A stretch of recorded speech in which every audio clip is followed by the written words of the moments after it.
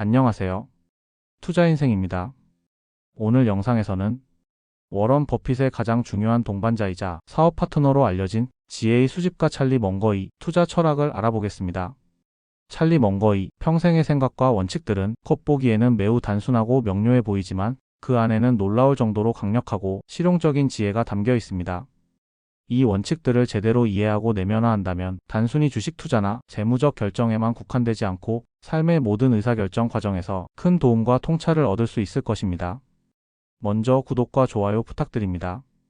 먼거는 본래 변호사 출신으로 이후 워런 버핏과 함께 수십 년간 버크셔 해서웨이의 성장에 기여한 전설적인 투자자입니다.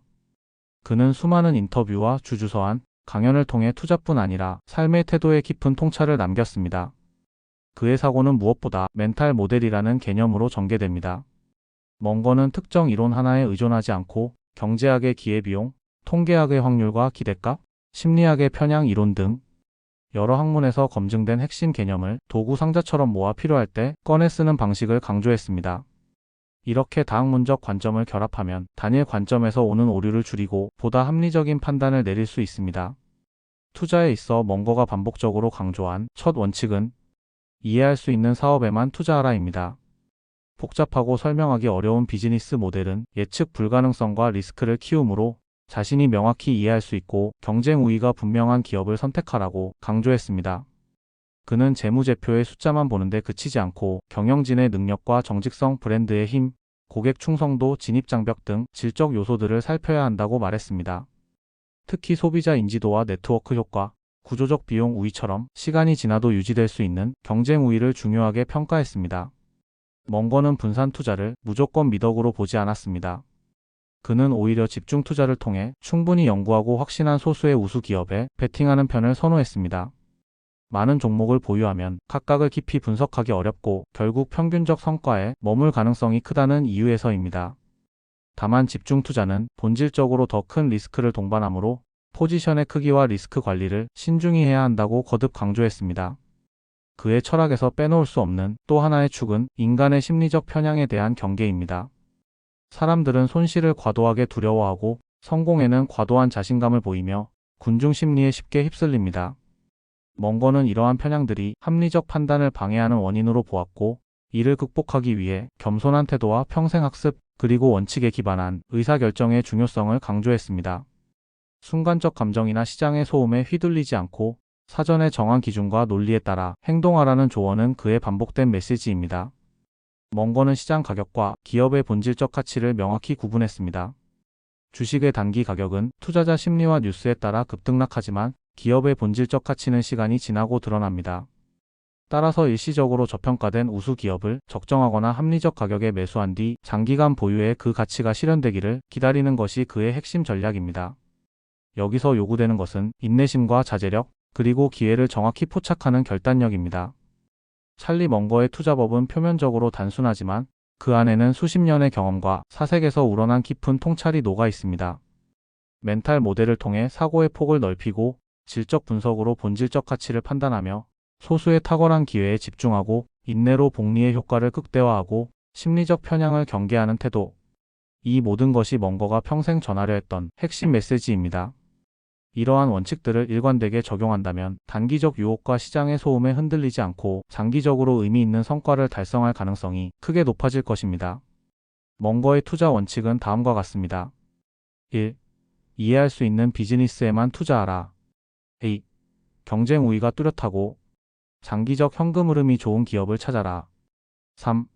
집중 투자하되 잘 모르면 보수적으로 접근하라. 4. 가격은 중요하다.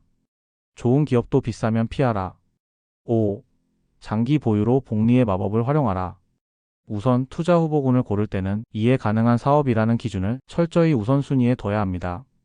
사업의 제품이나 서비스가 어떻게 돈을 버는지, 수익 구조와 비용 구조는 어떠한지, 업계의 경쟁 구도와 진입 장벽은 무엇인지 스스로에게 설명할 수 없다면 그 기업은 후보군에서 제외하는 것이 안전합니다.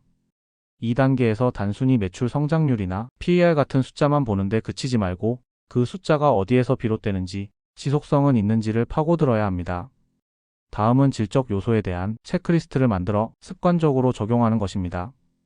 경영진의 평판과 의사결정 기록, 제품 서비스의 차별성, 고객 이탈률 및 충성도, 네트워크 효과 여부, 가격 결정력, 비용 우위의 지속 가능성 등을 항목화해 점검하면 정성적 판단을 체계화할 수 있습니다.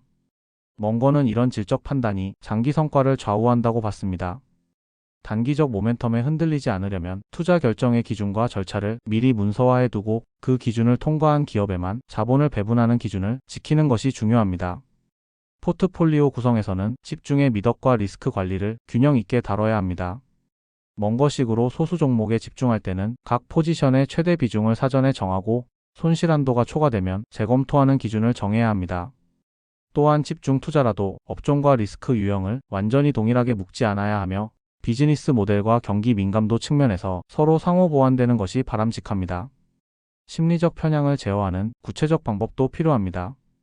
투자 일지를 써서 매수 매도 이유와 예상 시나리오, 감정 상태를 기록하면 시간이 흐른 뒤 자신의 판단 패턴과 오류를 객관적으로 들여다볼 수 있습니다.